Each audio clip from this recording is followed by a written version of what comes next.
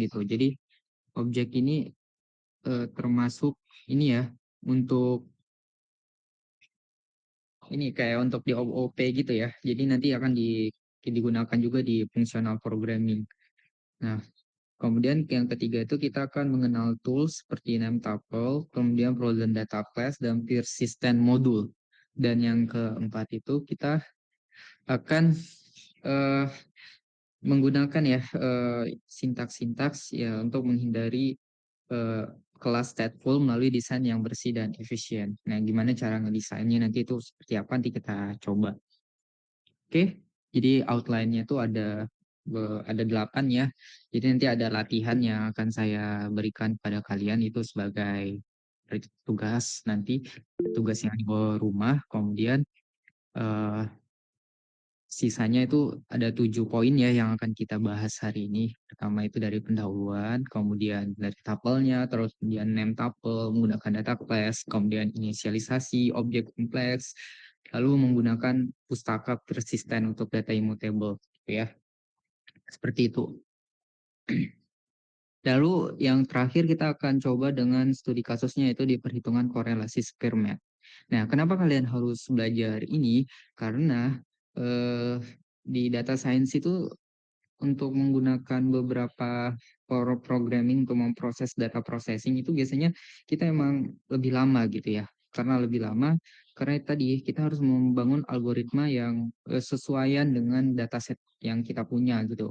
Misalnya kita bisa ngelihat nih orang lain tuh ngedesain, oh seperti ini algoritma misalnya DF pakai pandas pakai ini, tapi kan nggak semua data real itu berbentuknya ideal seperti yang kalian kerjakan dilihat di Kaggle atau di GitHub gitu ya. Memang di data real aslinya itu lebih ekstraksi datanya itu lebih kompleks gitu. Nah makanya itu kita butuh sesuatu ini ya pemrograman yang cepat, efisien, dan tidak memakan banyak memori gitu. Nah makanya kita belajar functional programming.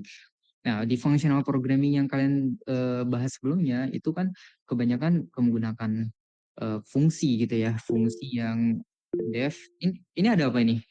Tidak, silakan langsung ngomong aja. Saya slide-nya stuck, Pak. Stuck ya? Di nggak gerak ya? Wait. Iya, Pak. Masih di judul, Pak. Oh, masih di judul. Oke, saya stop share dulu.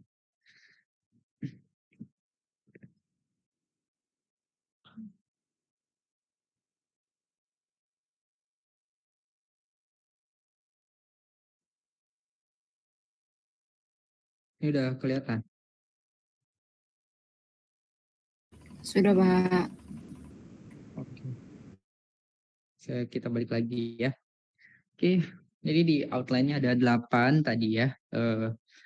Terus yang akan kita buat di sini adalah kita mencoba untuk mengotak-ngatik dan memanipulate si tuple ya. Nah, sebelum masuk ke tuple, saya tanya dulu ke kalian. Tuple itu apa? Ada yang tahu?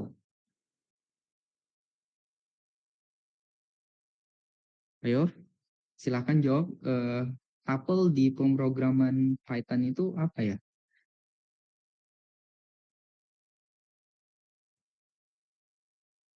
Ayo, mana nih anak data nih? Ya, silahkan. Ini kalau dari saya tuple tuh kayak kayak list gitu Pak, cuma immutable deh. Kayak apa? Dia mirip data data koleksi yang mirip kayak list Pak, cuma Oh, sifatnya immutable gitu. ya, ya benar ya. Jadi tuple itu struktur datanya dia tidak bisa diubah, dia bersifat tetap atau immutable. Memang ininya ya komparasinya adalah dengan list. Kalau list itu data yang bisa di struktur datanya bisa kita ubah gitu ya. Eh, ininya komponen dictionary-nya gitu ya. Nah, makanya kenapa kita fokus ke tuple karena ini ini ya tadi kalian kalian membangun sintaks programming gitu yang dimana mungkin nanti akan menyimpan banyak sekali variabel-variabel dari dataset yang akan kalian punya gitu. Misalnya dataset kalian mempunyai nama variabel yang bermacam-macam dan ketika kalian disuguhkan data baru kan itu akan mengganggu itunya dictionary-nya tadi ya kayak nama variabelnya akan bertambah atau ada yang kurang gitu. Jadi sehingga kita harus membuat dia bersifat stateless, jadi tidak bisa diganggu gugat gitu ya. Berbeda dengan objek yang bisa kita tambahkan, kita kurangin gitu ya, kita modifikasi gitu. Dan untuk kebutuhan data besar itu memang harus dibutuhkan seperti itu karena ketika data baru atau data lama nanti akan masuk ke dalam sintaks programming kita gitu ya dan kita coba execute dan itu akan banyak memakan memori ketika kita terlalu banyak modifikasi. Nah, itu makanya kita harus coba untuk belajar dari dasarnya itu bagaimana sih modifikasi tuple ini ya di bagian functional programming gitu. Nah, ini emang kurang familiar ya di bagian yang kalian bahas sebelumnya.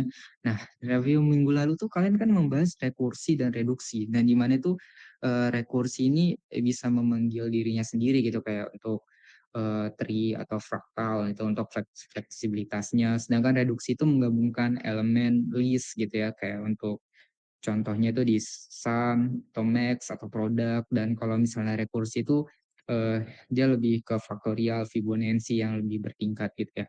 Nah, itu ya salah satu yang eh, ininya ya, yang bagian dari functional programming.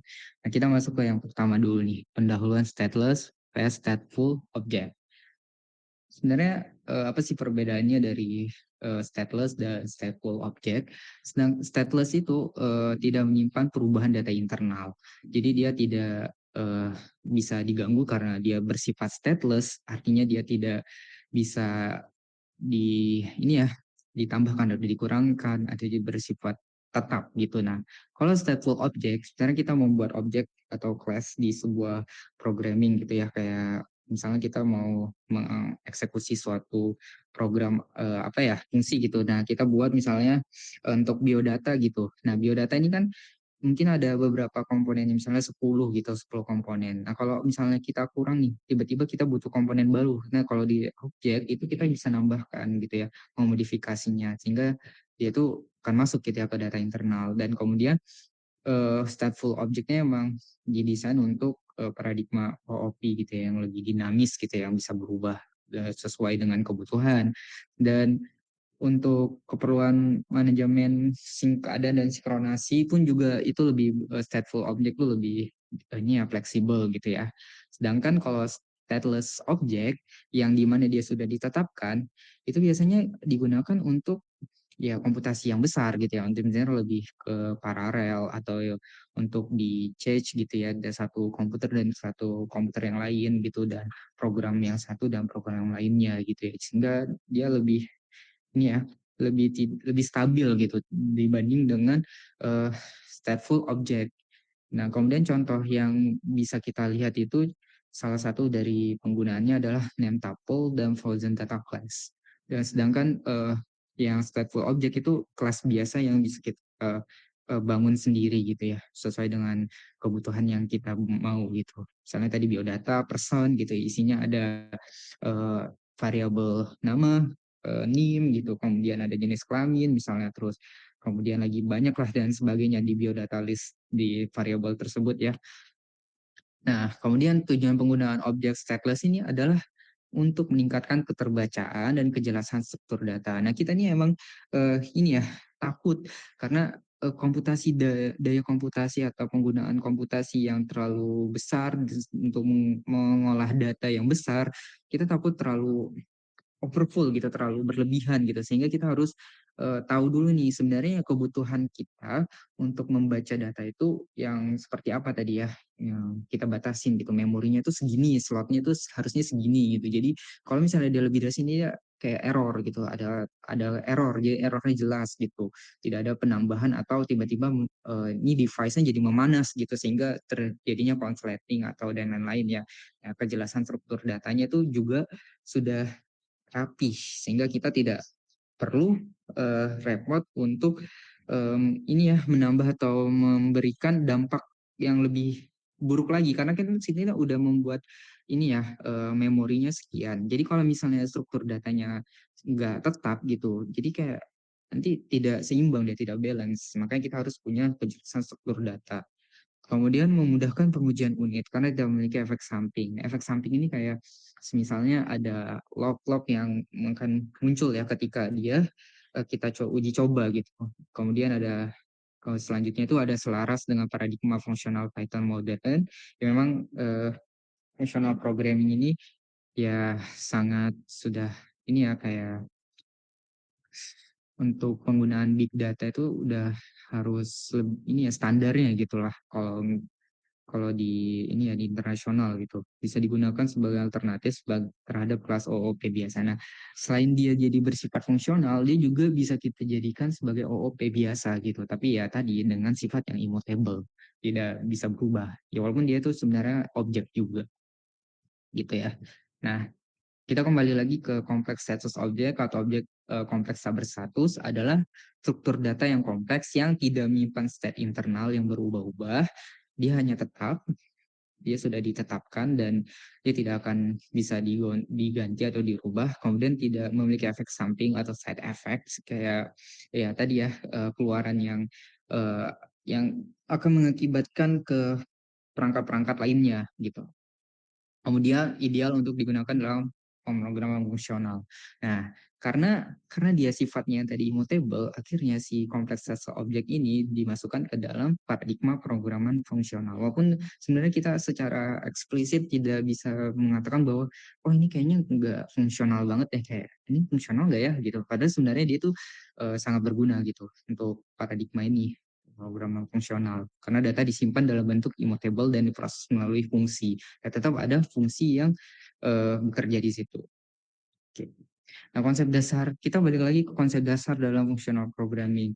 Itu mendorong penggunaan fungsi murni. Nah, ini ya dari pure function yang kalian pelajari sebelumnya di awal-awal. Kemudian ada immutability, di objek tidak bisa diubah setelah dibuat.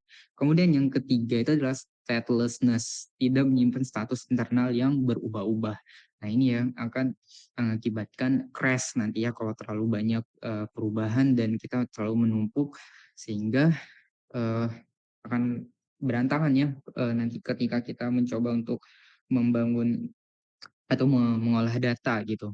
Nah, jadi daripada kita membuat class dengan atribut yang berubah, maka kita dapat membuat objek kompleks yang tidak berubah atau immutable dan hanya diproses melalui fungsi. Dan jadi ingat di materi yang kali ini adalah kata kuncinya ada tuh immutability ya, tidak objeknya tidak bisa diubah setelah dibuat. Jadi kayak sifat dari si tuple tadi ya. Jadi ini kita mengategorikan si sifat immutability ini adalah merupakan bagian dari functional programming. Dan jadi nanti kalau ketika latihan nanti kalian akan disuguhkan memang adalah menitik beratkan membandingkan bagaimana sih sifat kelas atau objek yang dimana dia bisa berubah, yang satunya tidak bisa berubah. Dan ketika di memorinya dibandingkan dan waktunya dikomputasikan, mana yang lebih bagus dan kenapa dia bisa terjadi seperti itu. Nah, itu ya, itu nanti yang akan kita bahas nanti yang akan kalian kerjakan juga di latihan.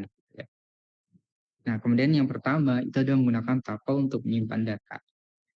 Nah, menggunakan tuple untuk menyimpan data, misalnya itu ada kita punya struktur data strip gitu ya, trip dari titik satu ke titik yang berikutnya gitu kan ya. Dan titik itu kita rekam dalam format latitude dan longitude gitu ya. Bujur sama apa sih satunya latitude ya. Apa saya bahasa Indonesianya. Nah, titik akhirnya ada, di titik awal ada, titik akhir ada, kemudian dicantumkan juga jarak antar titiknya, dan itu bisa dalam beberapa satuan internasional ya, bisa meter, kilometer, dan lain-lain ya. Nah, misalnya kita kayak yang kalian tahu kan, tuple tuh ya biasa aja nih, kayak ditutup dalam kurung kayak satu gitu, kayak beberapa data gitu kan. Nah, kalau dia nested tuple tuh gimana ya? Kalau misalnya dia punya eh, tuple yang lebih banyak di dalam tuple, ada tuple lagi gitu ya. Jadi kayak nested dia bersarang gitu ya. Nah, itu contohnya tuh yang kayak yang ini ya yang ditunjukkan di dalam slide ini adalah tuple yang bersarang gitu dan kebanyakan data itu ya seperti ini isinya itu tuple dan di dalam tuple ada tuple lagi gitu. Dua elemen pertama merupakan titik awal, nah yang tadi ya. Namun struktur tuple bersarang cukup sulit dibaca. Misalnya kita ingin membaca indeksnya misalnya 0 sama 0 itu berarti kayak 0 sama 0 gitu ya, kayak yang pertama sama yang pertama gitu.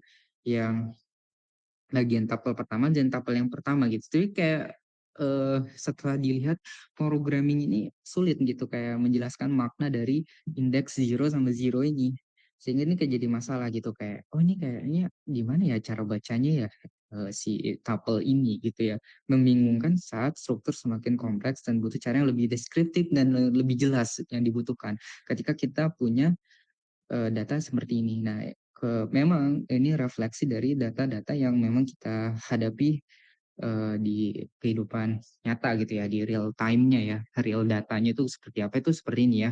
Memang di pengolahan data itu sangat sulit gitu ya, karena melihat struktur datanya aja udah kayak berantakan dan ketika kita mau coba baca indeks ini sama indeks ini kadang-kadang salah kaprah gitu dan kita cuma running-running aja kan nggak seperti itu ya.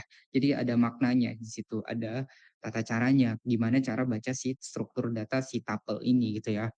Nah, teknik penyelesaiannya tuh ada 3 kalau secara umum, dari buku tuh yang saya share ke kalian tuh yang Stephen Lott itu ada menjelaskan itu ada 3 itu tuh yang menurut Stephen itu ya. Jadi, ada gunakan lambda atau fungsi dari def untuk memilih item berdasarkan indeks, kemudian gunakan lambda atau def dengan beberapa parameter posisi seperti argumen ya, bintang argumen.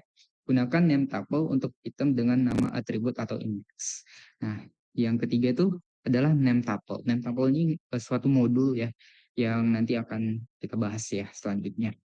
Oke, kita bahas dulu yang pertama dulu ya. Ini pendekatan pertama dengan fungsi seleksi.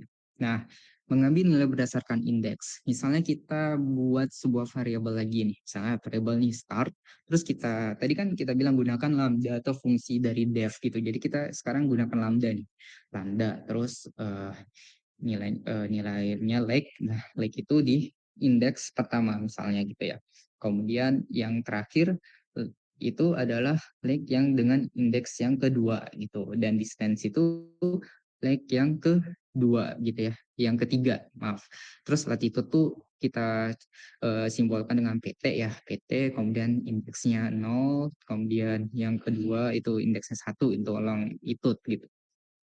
Nah, jadi contoh yang ini itu bisa kita gunakan misalnya tadi ya. Nah, misalnya ada tadi data si ini ya, sum lake ini ya. Kita gunakan, misalkan ada lake, kan animos ya, animos ya kalau lambda itu ya. Any lake terus di indeks lake yang keberapa.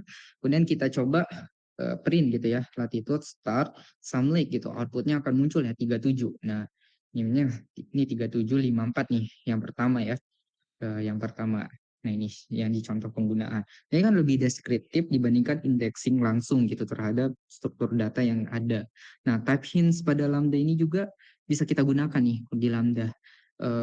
Kalau misalnya kalian bingung gitu menentukan yang tadinya lake atau PT atau apa gitu. Terus tipe datanya apa gitu ya. Tipe type hints itu adalah gimana kalian ingin mendapatkan struktur datanya dari eh, tadi ya dari variabel yang kalian ingin inisialisasi tadi gitu ya kayak like tadi ini struktur datanya tuh tipe datanya itu string misalnya. Nah, tapi kita bingung nih membuatnya gimana. Nah, ini kita bisa gunakan callable gitu. Callable like kemudian poin yang artinya fungsi ini menerima satu argumen bertipe like dan mengembalikan poin gitu ya. Like sendiri adalah tuple dari 2 poin dan 1 float gitu ya. Nah, seperti yang di contoh yang snip script yang di bawah ini ya, di bawah yang from collection, ABC, import callable, kemudian typing, import type alias, itu kan ada poin, type alias, kemudian float, kemudian lake, type alias, kemudian tuple, kemudian kita coba dengan masukkan callable lake sama poin dan lambda lake. Nah, kenapa sih kita nggak tulis ini aja sih Pak, misalnya lambda lake, terus titik 2 tuh string gitu, str, atau integer, atau float gitu. Kenapa nggak gitu aja? Nggak bisa, itu nggak bisa dilakukan ya. Karena lambda itu anonymous function ya kan yang seperti kita tahu dari awal ya, bahwa dia itu harus menggunakan konfigurasi custom lagi dan itu bisa digunakan collection ABC kemudian typing ya dari type alias ya.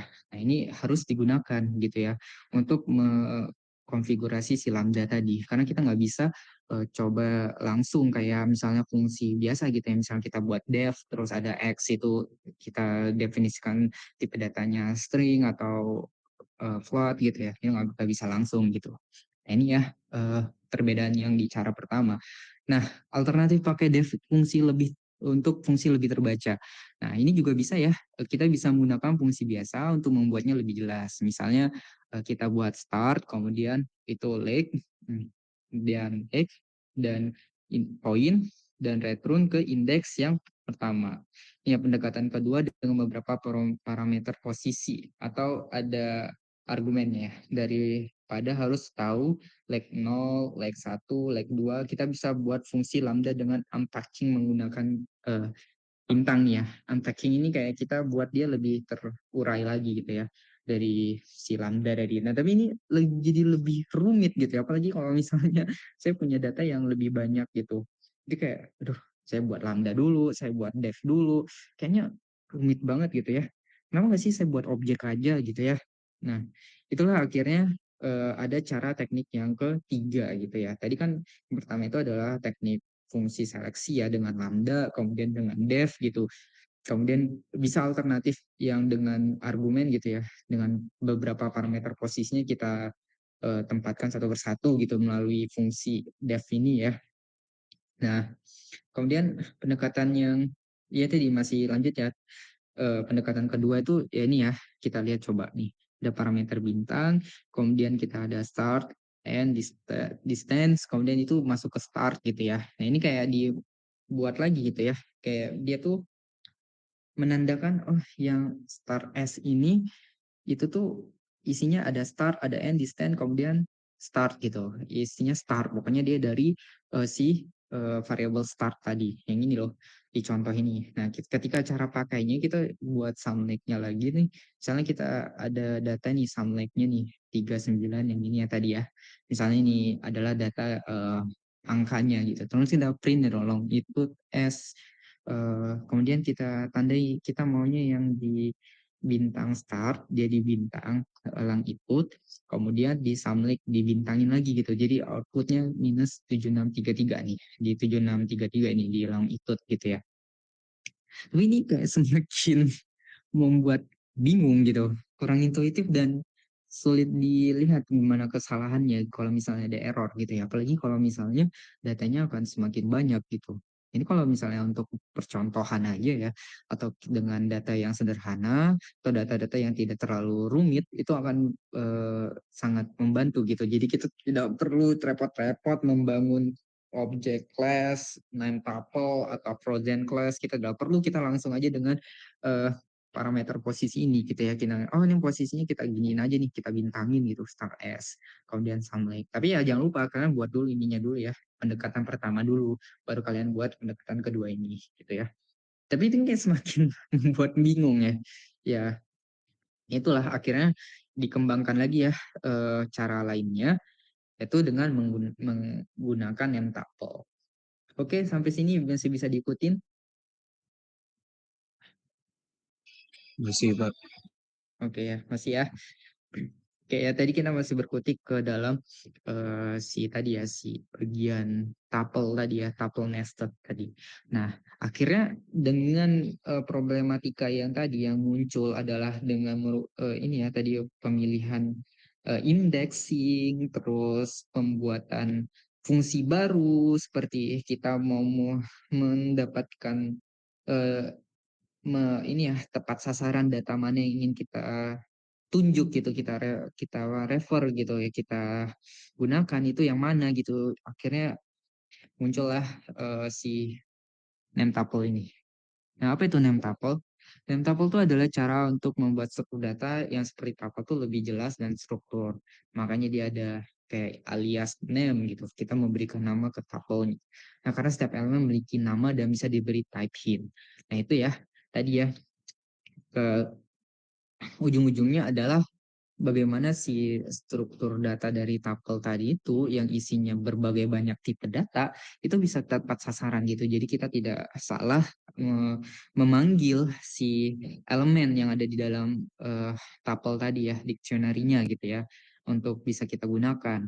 Nah, kita bisa ini ya mengingat posisi elemen dalam tuple tersebut cukup pakai nama atributnya saja. Nah, kenapa kita butuh name tuple? Nah, misalnya kamu punya data yang kayak gini yang tadi tuh ada 29 koma minus koma terus ini. Ini kayak ini apa sih arti angka-angka ini kayak bingung saya gitu ya tanpa dokumentasi sulit tahu dibandingkan dengan ini gitu ya. Jadi kayak oh ini nih data jarak loh, data longitude, latitude gitu loh dan itu yang di ujungnya itu yang angka terakhir itu adalah jarak, distance gitu yang mungkin di dalam bentuk kilometer. Nah, akhirnya kita merekonstruksi lagi nih si tabelnya agar dia bisa mudah dibaca. Nah, kita buatlah dia leg and t gitu ya. Kita buat start point, kemudian end point, distance, kemudian ada distance. Nah, ini akan membuat kita lebih terstruktur dan terorganisir gitu dengan name tuple. Ini salah satu cuplikan name tuple-nya. Nah, seperti apa sih cara membuat name tuple itu? Nah, name tuple itu bisa dibuat dari collection ya. Collection name tuple itu cara lama tanpa type hints. Nah, itu biasanya di Python versi sebelumnya yang di bawah 3.10. Nah, di atas 3.10 itu sudah lebih modern dan sehingga lebih spesifik lagi gitu untuk name tuple-nya seperti apa. Nah, kemudian ada kita bisa gunakan typing name tuple. Cara yang disarankan karena bisa memetakan tipe data. Nah, itu yang paling penting nih. Karena kadang-kadang kita ngebuat objeknya, objek si tuple tadi, itu kita tidak mendeskripsikan dulu nih seperti apa tipe datanya, sehingga kan menyulitkan pengolahan data selanjutnya gitu ya. Nah, itu.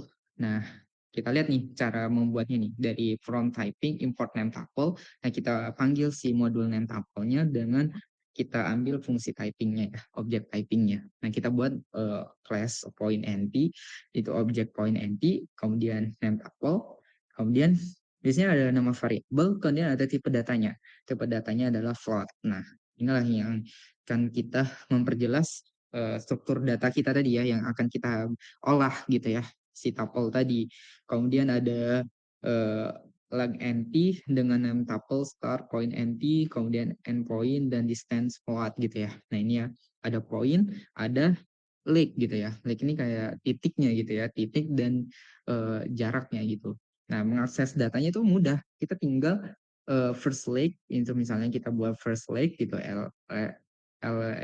leg nt gitu ya. Point nt kita masukin nilai ininya, point NT juga kita masukin nilai latitude longitude-nya dan jaraknya. Kemudian ini kan point NT ini ya point pertama.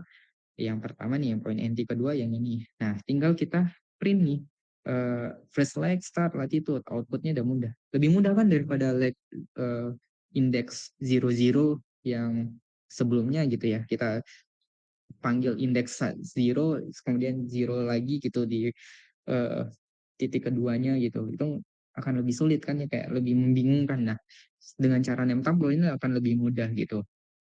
Nah, ini ya. Nah, point entry itu menyimpan koordinat tadi ini ya penjelasannya.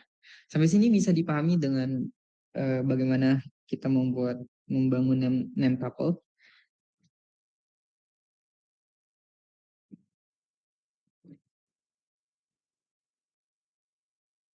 Saya rasa udah mulai paham ya gimana caranya tadi ya secara rinci udah saya sebutkan di sini ya bahwa kita akan menggunakan modul si name tuple, kemudian kita coba dengan si typing ya, si typing, fungsi typing ini dan kita buat objeknya class point entity dan like class like entity gitu ya.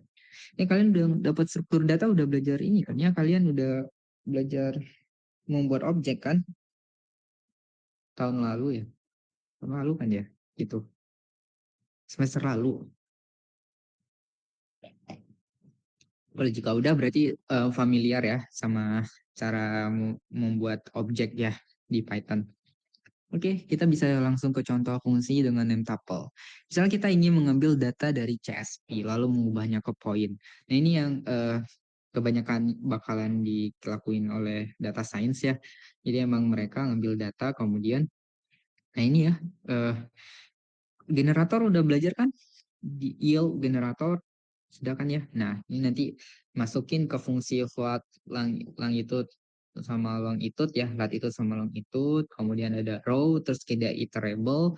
Nah, iterable ini nanti kita pelajarin di modul selanjutnya. Emang untuk penggunaan fungsional itu emang saling berkaitan ya antara topik satu dan topik lainnya gitu, kayak dari generator, kemudian reduksi sama tadi ya rekursi, kemudian nanti akan belajar iterator lagi sama function modul gitu ya, ada map, ada banyak lah nanti yang fungsi-fungsi yang harus kalian pahami gitu, familiar gitu dengan fungsi tersebut, dan kalian harus tahu nih kapan harus menggunakan fungsi tersebut gitu ya.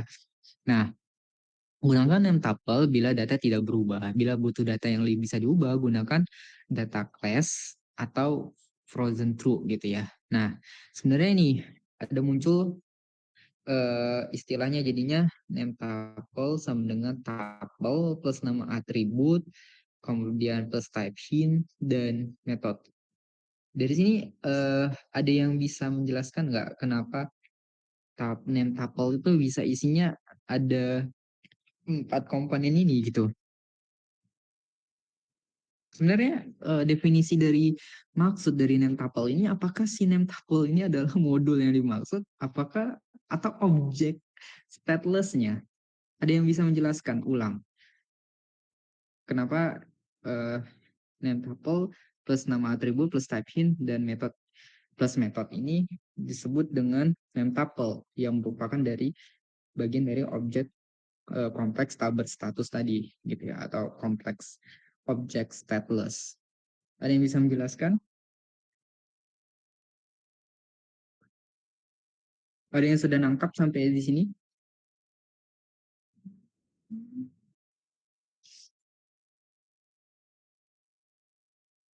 Ayo.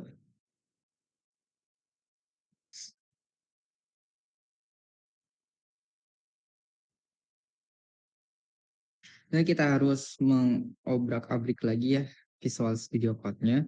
Jadi misalnya tadi kan kita ingin coba nih sinem. Ini kelihatan nggak? Kelihatan nggak ininya saya? Kelihatan nggak? Tadi ini nggak usah Kelihatan, di Pak. kelihatan ya.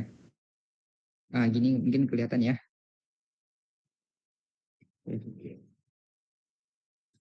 Tadi ada yang disebut dengan istilah name tuple ya. Bukan. Jadi ada name tuple, tapi ini T-nya harus gede ya. Tuple, tuple, nah itu sama dengan tuple tadi yang struktur data yang immutable kata teman kalian ya. Dan kemudian ada nama atribut, eh, kemudian ada satu lagi tipe data atau type hint ya, type hint, dan satu lagi ada metode. Metode. Ini ya, ini opsional. Kenapa disebut opsional? Eh, Nah, ini kenapa opsional? Karena kebanyakan ini metode ini kayak lebih bergantung kepada apa yang kita butuhkan. Misalnya dari objek tadi itu kita ingin tambahkan fungsi ketika dia dimasukkan nilai ini, variabel ini akan dicetak nilainya ini gitu ya. Jadi kayak menambahkan ini atau menghapus atau meletakkan di lain atau membuat sebuah formula gitu ya. Jadi itu metode, itu namanya metode ya.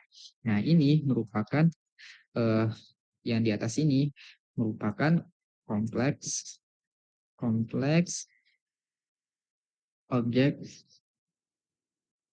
stateless ya. Nah, ini merupakan objek kompleks stateless. Nah, di sini kita baru kembali lagi nih. Yang pertama itu adalah tuple. Tuple di sini bersifatnya tadi adalah immutable. Apa aja tadi? sign immutable. Iya. Kemudian ada lagi bisa diakses indeks ya, diakses indeks dengan indeks. Kemudian ada apa lagi?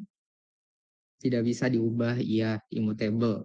Kemudian ada ringan dan cepat ya. Jadi dia lebih karena dia sudah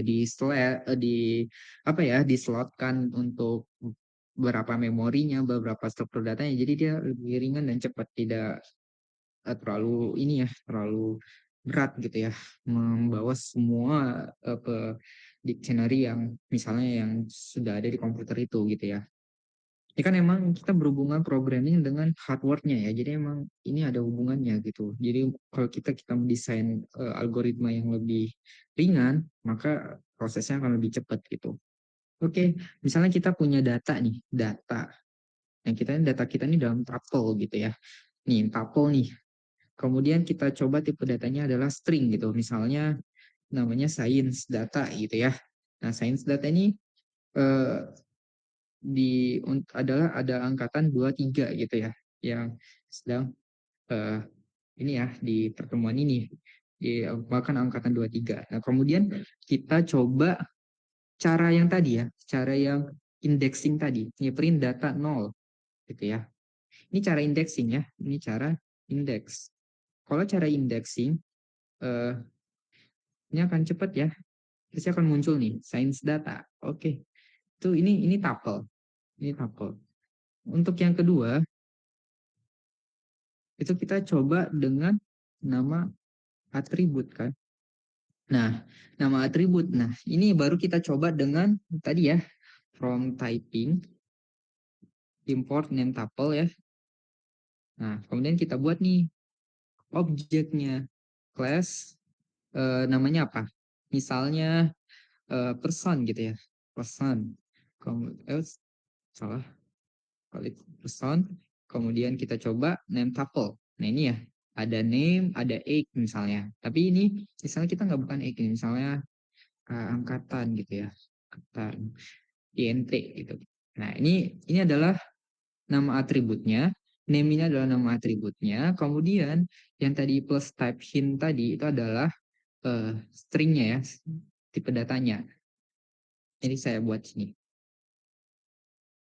Name adalah nama atribut, sedangkan str ini adalah type hint atau tipe data ya, atau tipe data. Itu ya. Nah, nah makanya tadi udah lengkap ya, si name tuple itu tadi terdiri dari tuple itu si datanya, kemudian nama atributnya, kemudian ada ininya nama atributnya, kemudian ada type hintnya atau tipe datanya. Kemudian ketika kita ingin coba panggil nih si variabel p, nah person science data gitu. 23. Ini kita masukin nih, nilai P ini adalah dengan nilai name tuple-nya ada sense data sama 23. Kemudian kita print name akses dengan nama atribut. Nah, kalau kita buat sense data. Nah, ini kan lebih enak gitu ya, lebih mudah gitu name daripada kita punya misalnya lebih banyak data di tuple ini kita indexing satu persatu. Nah, ini kan coba terus name gitu ya, terus kita print gitu, maka muncul science data. Ini yang disebut dengan tadi ya tiga komponen tadi, si tuple, name attribute, dan type in. Nah, plus method of-nya optional.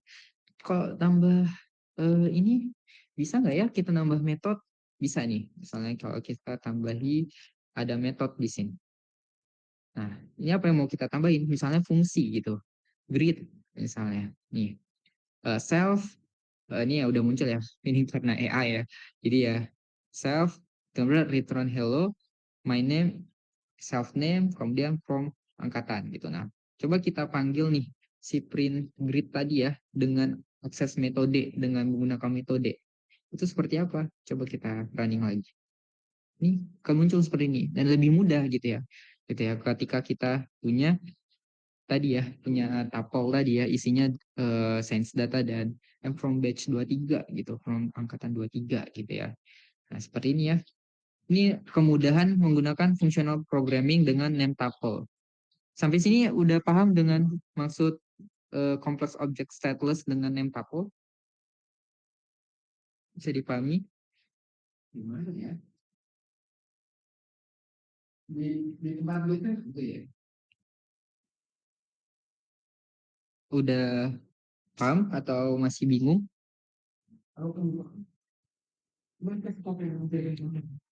Halo? Ini pada tidur ya? Halo? Ini masih ada nggak sih di dalam Ada Cibete? Pak. Gimana? Udah paham belum tentang name tuple? Lumayan Pak. Paham ya? Jadi jangan bingung ya. Nanti ketika kalian disuruh misalnya saya minta kalian buatkan frozen dictionary gitu misalnya, class frozen dictionary. Ini tinggal kalian buat aja di sini frozen dictionary gitu ya. Gitu kan ya. Misalnya saya nanti minta kalian metodenya ada get, ada ini, ada add gitu ya. Nanti kalian tambahkan di sini def. Ini kan fungsional. Tinggal kalian tambahkan def di sini buat lagi untuk metodenya ya. Oke. Sampai sini saya rasa kita bisa balik lagi ke tadi ke 6 tuple. Oke, itu ya dari complex object stateless. Jadi ada tuple, name attribute, type hint, kan metode. Nah, ini contohnya yang bisa kalian lihat. Menghitung jarak dengan name tuple. Nah, ada import method gitu nih ya. Ini ada class point i. Nah, ini ada latitude sama longitude. Nah, distance Distance ini adalah metodenya ya. Jadi kita buat fungsi distance, kemudian kita masukkan formulanya untuk ini ya perhitungan. Ini ya radius untuk perhitungan flat earth ya. Jadi saya masukin di sini, kemudian nanti muncul.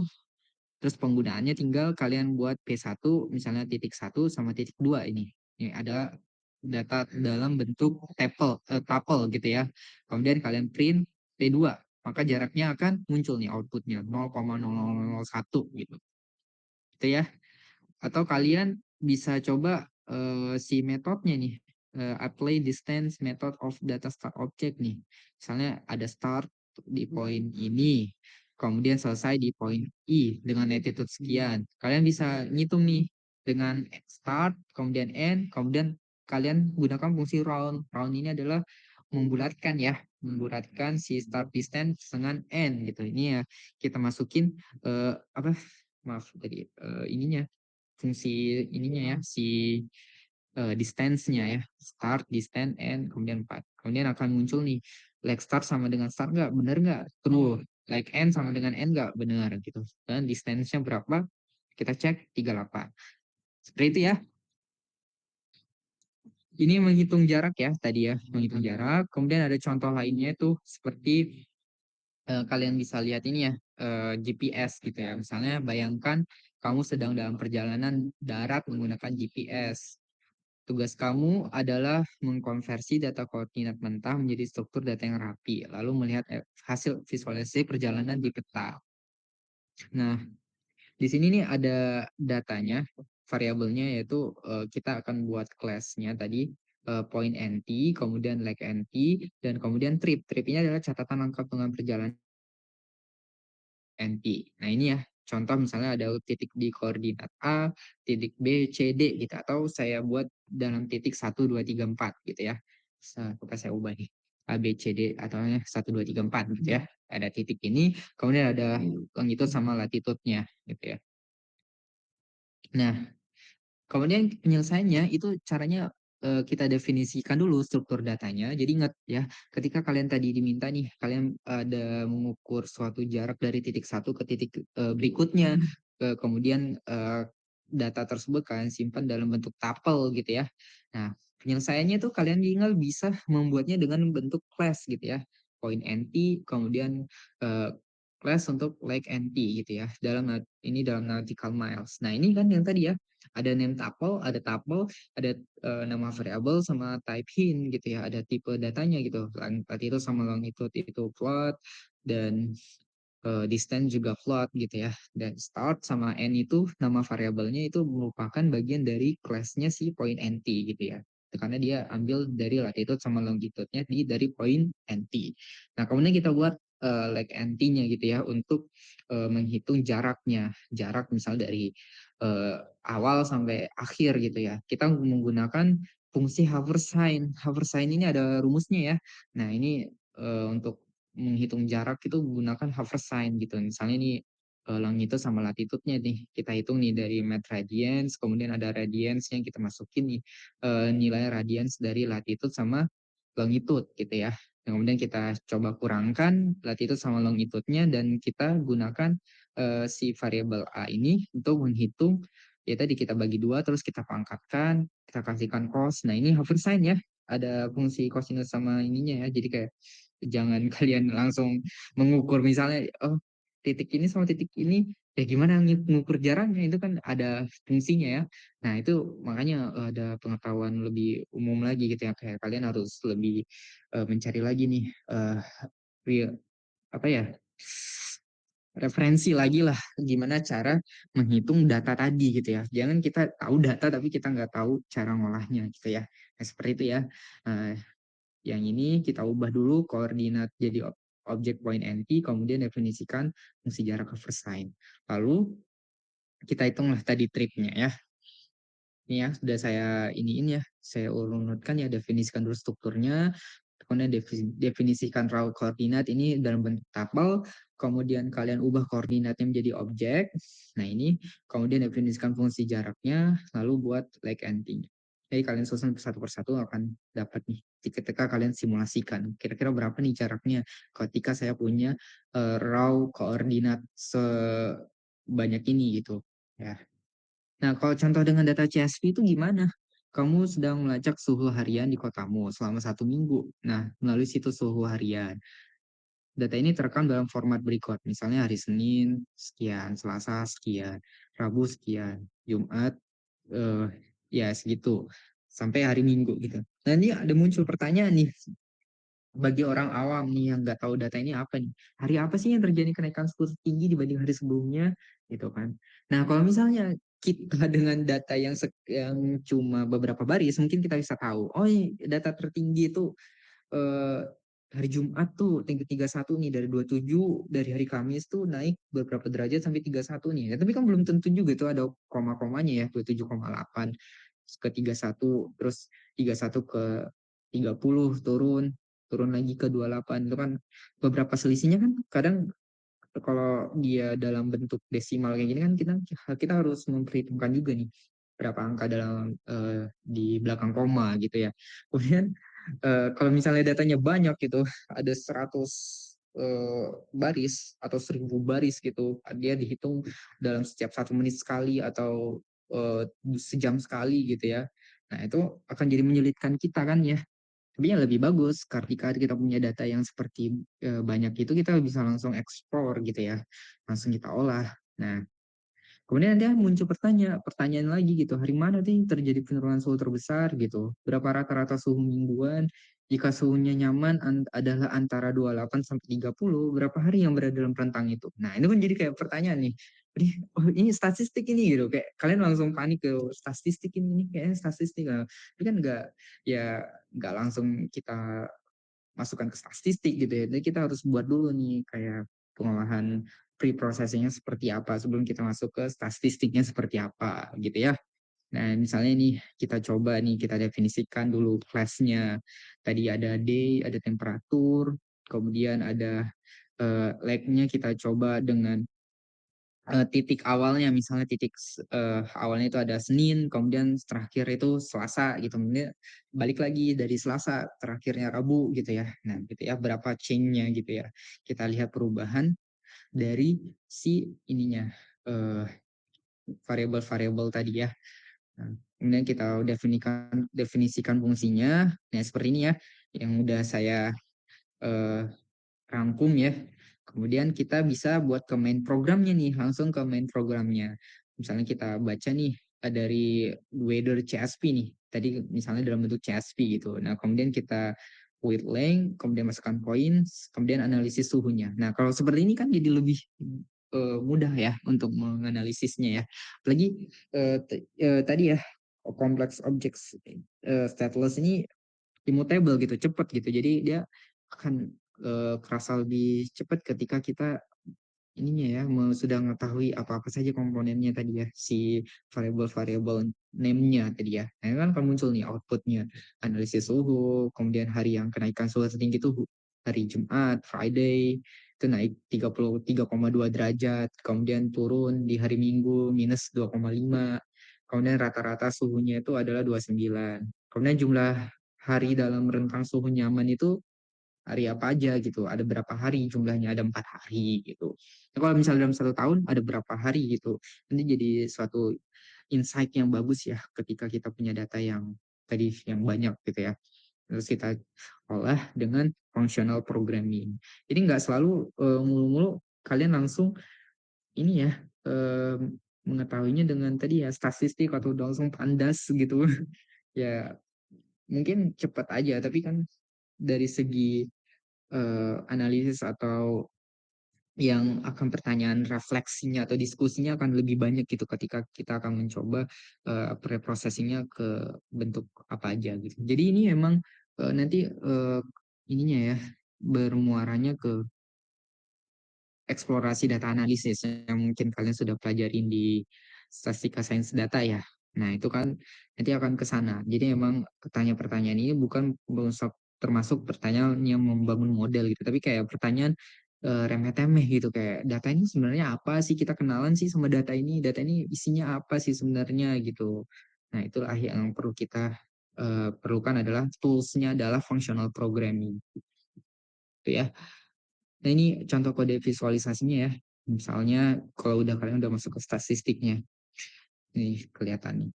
Jadi kan lebih enak nih. Oh, kayak gini ya ternyata eh, visualisasi dari suhu hariannya gitu. Oke, ini saya skip aja jadi tidak perlu dikerjakan. Kemudian ada menggunakan yang selanjutnya adalah data class frozen true. Nah, kalau menggunakan ini data class frozen true ini menggunakan dekorator sih sebenarnya. Sudah masuk ke tingkat yang lebih advance lagi. Dekorator itu baru kita pelajari di pertemuan ke-11 ya. Jadi nanti setelah Tool sama iterator, kalian akan belajar gimana sih bangun dekorator. Nah, untuk kali ini kita hanya menerapkan dekorator aja. Dia kayak inilah kenal-kenalan lah kalian ke dekorator data class gitu ya. Nah, frozen true ini adalah membuat si datanya tadi agar tidak bisa diubah-ubah gitu ya. Misalnya kita udah punya tuple nih, terus kita terapkan si data class frozen true. Nah, itu akan membuat data tuple itu tidak bisa diubah gitu. Sudah tetap gitu, memorinya segitulah gitu, nggak bisa lagi ditambah-tambahin dan dikurangin gitu. Nah, itu ya. Nah, apa itu data class-nya? Data class frozen true gitu ya. Ini bukan eh, frozen gitu ya. Ini adalah cara untuk membuat struktur data yang tidak bisa diubah atau immutable dengan syntax Python yang bersih dan elegan. Nah, frozen itu emang dari kata dibekukan gitu. Jadi alias alias objek tersebut sudah dibuat tidak bisa diubah-ubah, di immutable, sudah tetap gitu. Nah, tujuan penggunakannya itu untuk integritas data, data tidak bisa diubah sembarangan, kemudian untuk membuat struktur data yang jelas dengan nama atribut dan tipe yang sudah jelas juga gitu ya. Kemudian cocok untuk representasi data seperti koordinat, suhu, atau log, dan sebagainya ya.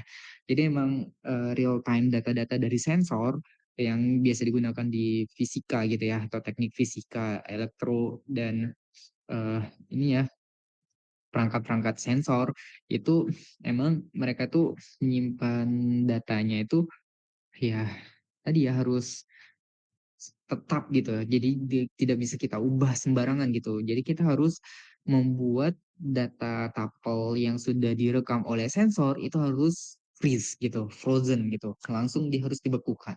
Jadi tidak ada orang-orang yang mensabotase nilai data-data real tadi ya. sebenarnya ini bisa kita turunin gitu loh, sebenarnya nggak seperti ini datanya. Nah, itu kan susah ya. Itu akan karena kita membuat celah yang harus bisa diubah-ubah, akhirnya ya tadi ketika real time berlangsung akan mengakibatkan lonjakan memori yang sangat besar gitu ya. Sehingga device-nya akan konslet dan panas disknya karena semikonduktornya tidak kuat dalam satu kali proses gitu ya. Karena dia terlalu banyak gitu ya. Karena gini, istilahnya tuh analoginya gini. Saya tuh sebenarnya kayak bingung gitu. Saya tuh pengen masukin apa gitu kan belum jelas karena dia bisa diubah-ubah kan. Jadi saya bawalah selemari gitu. Nanti saya mau traveling nih, saya pakai baju apa ya? Saya bingung. Kayak gitu kan komputer deh. Jadi bingung karena dia bisa diubah-ubah. Dibawanya lah selemari, dibawanya lah sekoper yang sampai berbanyak banyak gitu untuk menjaga tadi ketika diubah dia tetap ada slot-slot yang kosong gitu atau ketika dia diambil ketika dia di banyak opsi dia masih tetap menyimpan memori-memori yang lebih banyak gitu, lebih eksponensial. Nah, ketika kita sudah membuat dia frozen atau data close, nah akhirnya kita menetapkan, udah saya bawa satu ransel aja, 3 biji baju, 4 baju, sama 4 celana, udah selesai gitu. Nah, tinggal itu aja saya mau bawa ke traveling. Nah, akhirnya efisien kan jadinya penggunaan dari si tuple tadi gitu. Nah, contoh sederhananya itu kayak gini juga nih. Kita tinggal panggil dekorator data class, kemudian kita buat parameter frozen-nya itu sama dengan true, kemudian kita masukkan ke name tuple tadi ya, ke objek poinnya tadi ya. Point DC, kemudian like DC gitu ya. Di sini nggak pakai name tuple ya, maaf. Ini langsung ke class gitu ya. Jadi ini masukin class-nya, kemudian kita bisa membuat data seperti ini gitu ya. Kayak first like DC, misalnya dari point DC 1 ke point DC kedua, terus ada jaraknya. Sekarang kita bisa akses atributnya gitu ya. Kayak first leg gitu ya. Start itu di titik awal dan latitude. Latitude-nya berapa? Gitu, titik pemulaiannya itu outputnya muncul 29 sekian. Namun ketika kita coba ngubahnya gitu, press select dot distance gitu sama dengan 200 gitu ya. Kalau kita mau coba ubah nilainya 200 gitu. Nah kan akan terjadi error karena tadi datanya sudah di frozen, tidak bisa diubah-ubah. Nah gitu ya. Seperti itu ya. Jadi emang ini berkaitannya dengan eh, tadi ya pengolahan data ya dan menuju ke eh, ini ya eksplorasi data analisisnya gitu ya. Memang ini penting digunakan. Nah, mengapa pakai frozen true? Nah, ini ada beberapa alasannya ya. Dibandingkan name tuple yang ada yang dijelaskan sebelumnya, frozen true ini lebih banyak opsi gitu. Misalnya eh, dia itu bisa dengan dukungan type hints-nya tuh lebih banyak gitu ya. Dukungan type hints-nya iya sama. Oh, maaf, metodenya yang lebih banyak. Nah, kalau di Nentapel itu dia terbatas. Jadi hanya beberapa metode saja yang diizinkan. Jadi enggak semua metode bisa masuk karena dia emang ini ya tadi ya si Nentapel-nya emang ada batasannya gitu. Dia enggak superior gitu lah. Jadi tinggal data class saja yang kita gunakan kalau kita punya metodenya yang banyak. Jadi kayak, oh metode kita ada add, ada remove, ada tambah, ada move, ada ini pause, ada cari, find, ada replace, ada apa banyak banget kan kita mau tambah-tambahin metodenya ya data class aja gunakan data class. Tapi kalau misalnya cuma menambahkan atau mengganti, replace atau menambah insert gitu ya, memasukkan gitu itu ya udah gunakan aja lah name tuple. Kalau di name tuple juga ada yang tidak bisa gitu. Dia default. Misalnya tadi kita coba ke angkatan tadi. Misalnya kalau kita nulis angkatannya sama dengan integer. Nah, kalau kita kelupaan nih ngasih atau di data kita nih tidak ada eh, angkatan atau variabel angkatannya hilang gitu. Nah, itu kan kadang kalau linear tuple itu dia karena dia tidak punya default, dia akan error gitu, tidak bisa membaca. Nah, sedangkan di menggunakan data class frozen true ini, kita bisa membuat default. Misalnya tadi ya, kalau misalnya dia tidak memiliki angkatan gitu, maka defaultnya di angkatan berapa? 20K, tulis angka 20, 30 gitu atau 23 gitu. Jadi dia bisa di default. Nah, kemudian ada slot juga di data class ini. Ini bukan slot itu ya. Maksudnya ini slot ini adalah memberikan laci yang secukupnya gitu untuk si data class ini berapa. Sedangkan name tuple ini ternyata dia tuh masih bisa punya beban yang lebih besar lagi gitu ya. Jadi memorinya akan semakin besar gitu ya. Kalau data class ini karena kita sudah bekukan, maka kita juga bisa menslotkan berapa bisa kita gunakan gitu ya.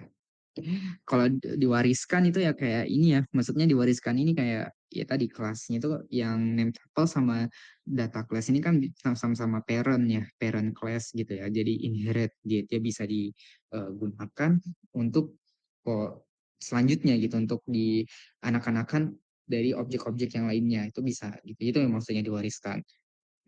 Nah, kemudian penggunaan slot through itu ya tadi menggunakan untuk menghemat memori.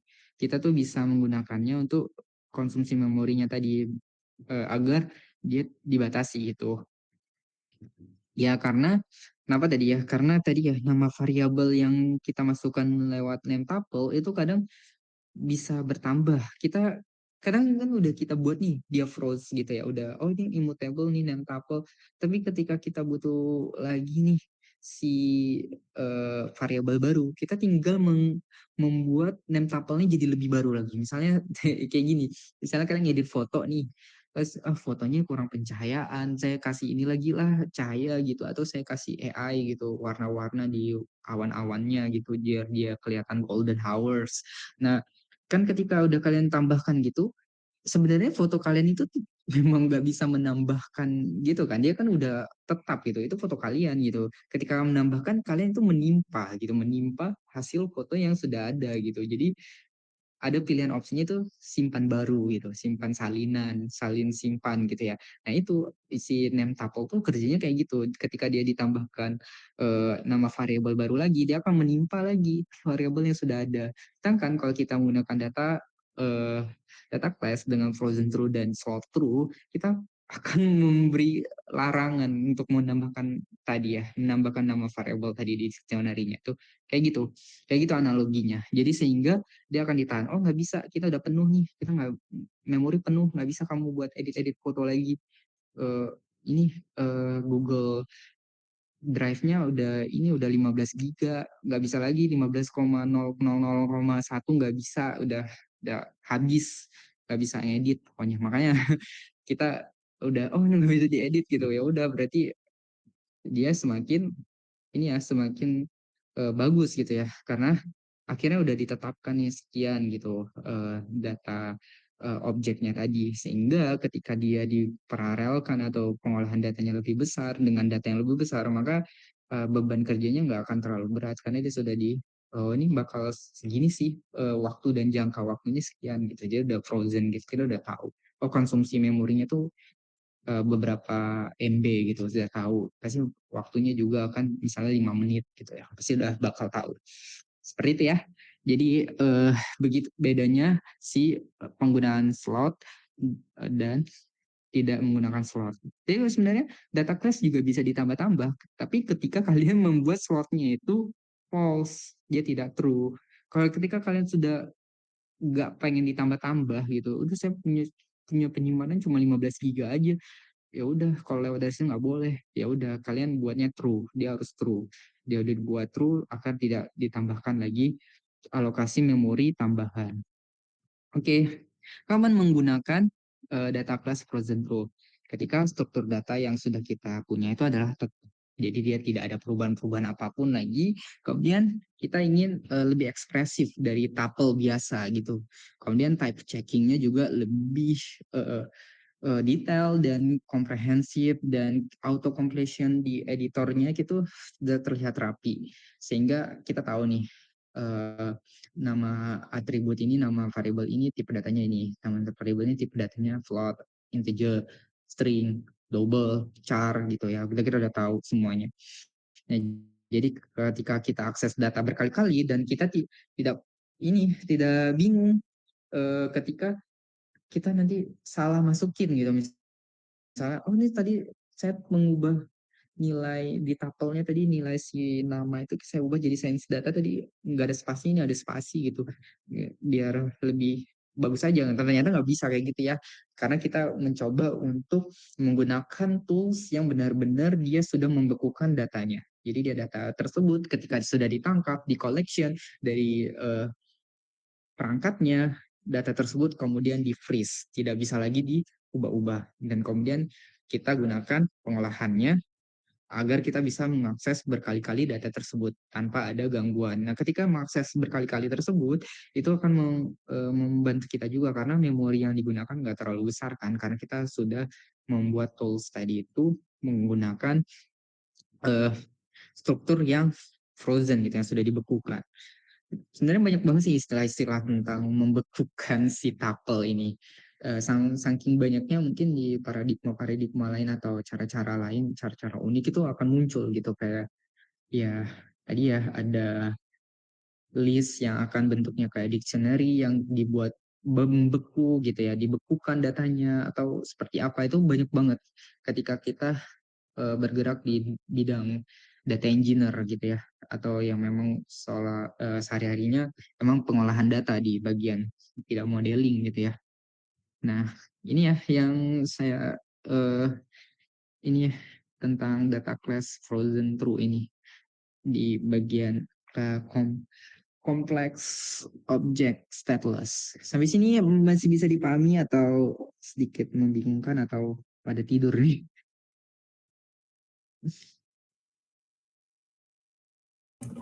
Lumayan, Pak. Lumayan, sudah nyambung ya. Jadi ada berapa complex stateless object? Ya, complex object stateless, maaf. Jadi ada berapa cara ketika kita bisa menggunakan complex stateless object? Kembali lagi, complex object stateless. Ada berapa cara? Tadi, ada yang bisa jawab?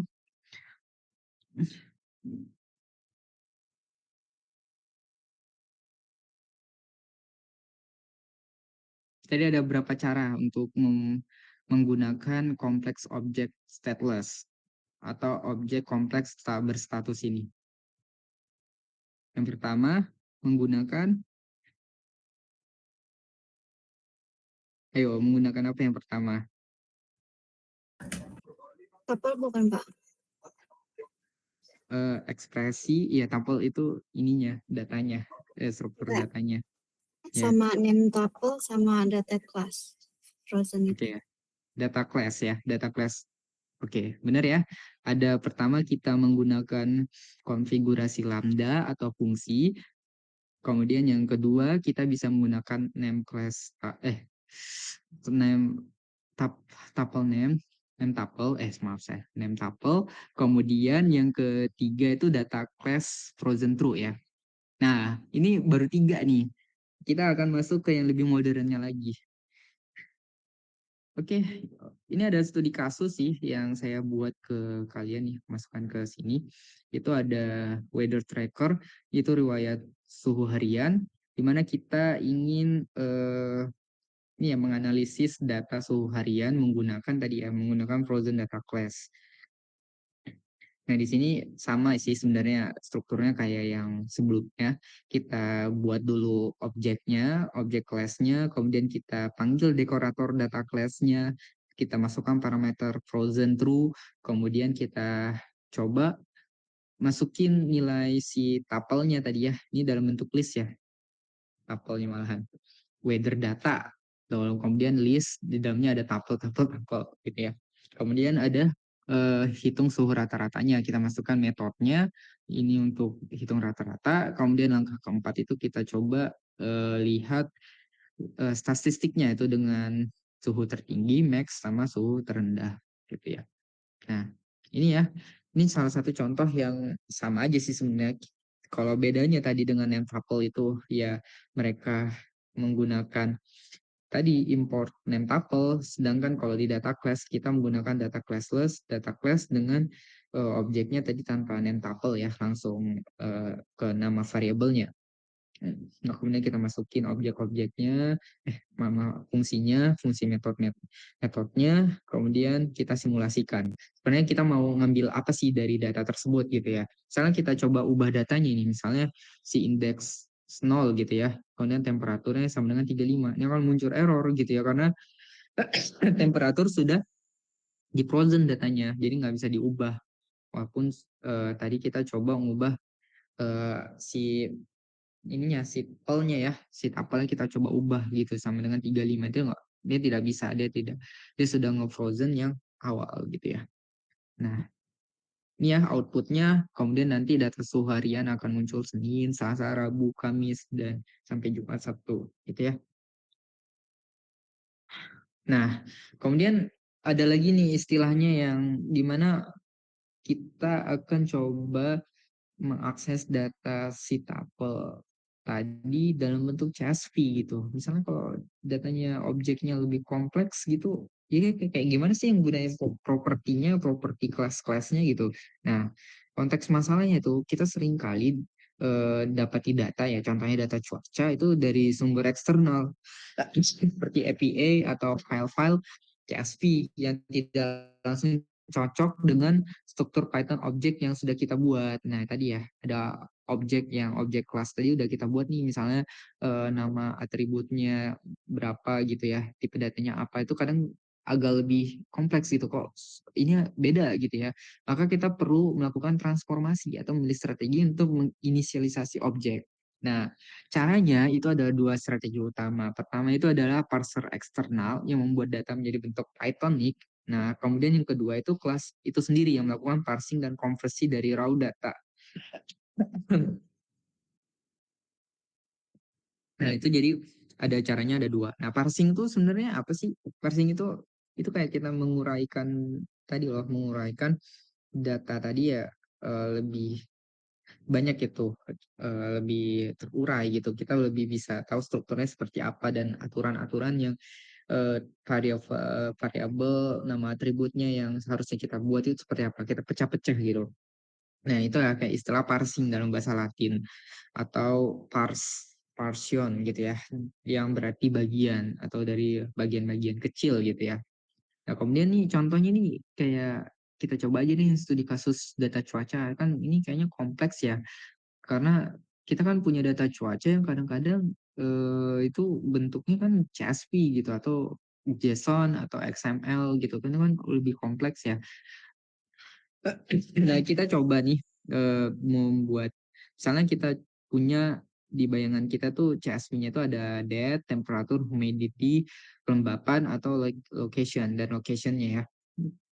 Nah, kita ingin membuat objek Python weather record. Nah, ini objeknya nih, objek yang mau kita buat nih, objek weather record yang akan menyimpan data ini dengan properti tambahannya seperti head index. Nah, tadi kan kita sudah punya misalnya weather record, tapi kita nggak punya ininya, kayak di dalam CSV itu tidak ada indexingnya gitu. Jadi kita tambahin aja nih hit indexnya gitu berapa. Nah, langkahnya itu kita buat kelas weather record, kemudian kita hitung nih property heat indexnya nih dari float, kemudian ini ya masukin caranya dengan inisialisasi dari data mentah gitu. Nah, kemudian kita buat post init untuk memulai, terus kemudian kita hitung heat index computation-nya, misalnya ini rumusnya ya, ada T, ada H, ada temperatur, humidity. Nah, ini kita masukin nilainya 0 kali 0, kali 33% dikurang 0,7 atau 7%, kemudian 2 gitu ya. Nah, ini ada ininya di 2 di belakang koma gitu ya, di round gitu ya. Dibuat di dalam ininya, fungsinya. Kemudian kita buat tambahkan class method. Nah, sebenarnya memang di si kompleks ini nih emang kita harus tambahkan dekorator tambahan lagi nih kayak class method nih. Class method ini emang nanti sih dibahas sih, dekorator desain itu akan kita bahas di pertemuan sebelah sih. Cuma ya ini nggak dibahas dulu di sini ya. Cuma untuk sebagai pengenalan aja bahwa ketika kita punya data CSV, kita bisa kok proses data tersebut, ngebaca tersebut, data tersebut dengan tambahan-tambahan atribut atau nama yang kita ingin tambahkan ketika dia tidak matching dengan objek Python-nya kita gitu, kayak weather record ini misalnya kita tambahkan heat index ya. Nah, ini ya. Kemudian langkah keduanya kita buat nih CSV objeknya nih. Objeknya nih CSV datanya ini sekian. Nah, kemudian langkah ketiga baru kita gunakan objek tadi ini untuk simulasinya seperti apa. Misalnya tanggal, suhu, heat, indeks, sama lokasi. Nah ini salah satu rinciannya ya. Misalnya kita eh, gunakan class method untuk memisahkan parsing dan konstruktor utama. Nah, class method ini adalah untuk memparsing ya. Parsing yang tadinya misalnya metodenya ini adalah compute heat index, kita bisa buat lagi nih class method untuk lebih bagian dari fungsi utamanya. Ini fungsi utamanya kan, terus kita buat fungsi yang lainnya yang bisa kita bagi bagiannya gitu untuk dari konstruktor utama. Ya kayak, oh ini kita mau buat dia jadi berdiri sendiri gitu. Kemudian gunakan pos ini itu untuk eager computation. Eager computation itu strategi di mana perhitungan atau pemrosesan data dilakukan langsung saat objek dibuat atau diinisialisasi. Dengan kata lain, hasilnya dihitung lebih awal dan disimpan sebagai atribut. Nah, ini memang dihitung di awal-awal ya. Pos ini itu kan menghitung awal ya tadi ya. Fungsi utamanya adalah compute heat index gitu. Nah, kemudian gunakan properti jika membutuhkan lazy computation. Lazy computation ini lebih ke paralel ya. Jadi kayak lebih agar dia lebih tidak terlalu terburu-buru gitu menghemat memori. Nah, fokusnya dapat gitu. Nah, fokus pada membuat objek tidak berubah. Nah, ini yang tadi ya tidak merubah dari eh, si data tadi. Nah, ini ya alternatifnya kita jika menggunakan lazy lazy computation gitu ya. Kita masukkan data class, kemudian kita masukkan lagi property, ada namanya dekorator property. Itu tuh menunda perhitungan sampai benar-benar diperlukan. Ya kayak, ya jangan semua dihitung lah. Kalau misalnya kita punya objek, ini kita panggil objek. Ada fungsi, ada metode ini, semua digerakkan nih sama si komputernya. Jadi sehingga kita butuh, kita namanya properti ini nggak usah digunain dulu karena kita maunya dia nanti kalau dia digunakan ketika ada kita butuh heat index, kalau misalnya kita cuma butuh temperatur sama humidity rata-rata doang ya kita itu dia nggak perlu diikut ngitungin gitu. Jadi kita tambahkan si properti ini di atas heat index sehingga dia akan dilewatkan ketika perhitungan situ ya. Ini kan kita jelaskan dekorator tuh seperti apa kerjanya di pertemuan sebelah sih. Name tuple ini ya, bukan yang tabel lagi, kompleks objek stateless ini emang kebanyakan sudah ini yang menggunakan fungsi-fungsi yang sudah advance gitu. Nah, ini yang lebih modern lagi nih, menggunakan pustaka persisten untuk data immutable. Si persisten ini muncul untuk